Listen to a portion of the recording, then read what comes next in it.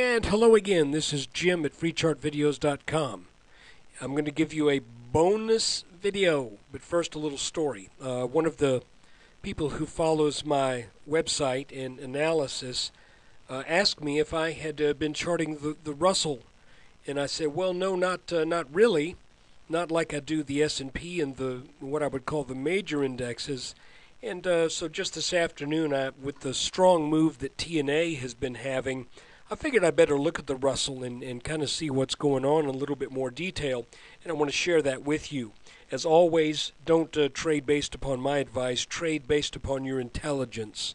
I could be dead wrong. I'm not at all perfect, like some claim to be. This video is going to be on the website only.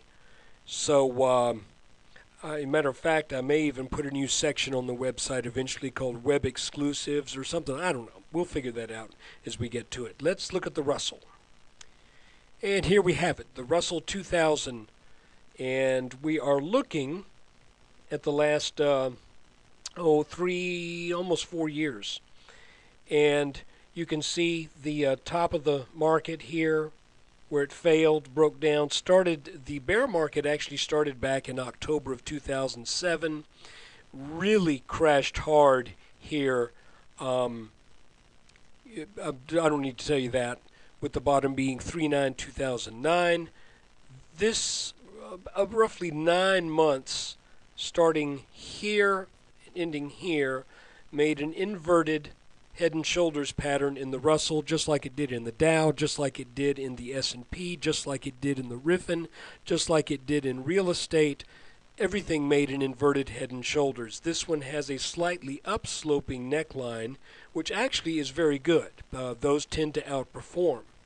The target on this inverted head and shoulders is, I'm going to put it at the spot of the breakout, roughly 800. That would be the minimum target. Now, you can see that the neckline has been tested once, twice, 3, not quite here, 4, 5 times. This big breakout right here, this large move in early 2010, took out what I'm calling the bear trend line, which is from this peak over that peak, and that's pretty strong. So when the flash crash occurred, it set up a pattern that tested both that broken line and simultaneously the neckline of the inverted head and shoulders, and look, it bounced.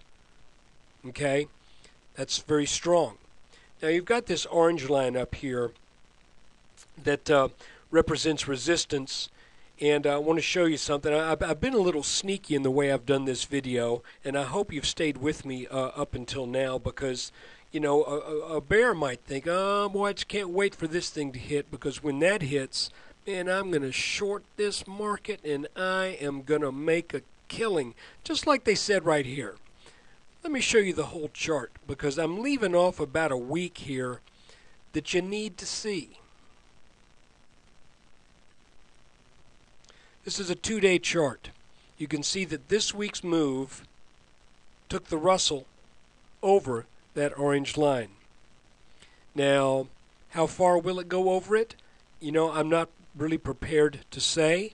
I can tell you that if this were a stock and we were looking at, let's say, a 7-day chart, I would tell you that this looks like a breakout right here. This looks like we took out some pretty serious resistance there over these peaks and over that peak, and I would expect this to move on up. As a matter of fact, I think making that 800 may be not only a doable thing, but it may happen with relative ease.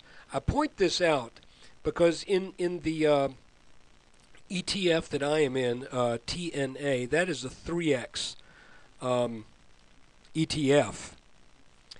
That is slightly downsloping due to the natural decay, the way they calculate the value of those leveraged funds. and it fails to show this breakout.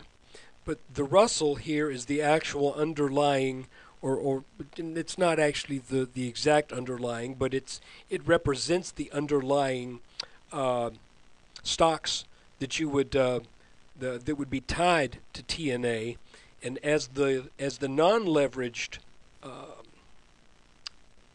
index, you get a clearer picture of these moves. So I just wanted to point that out. This is looking pretty strong. I would not want to be a bear. So take care. Thanks for watching.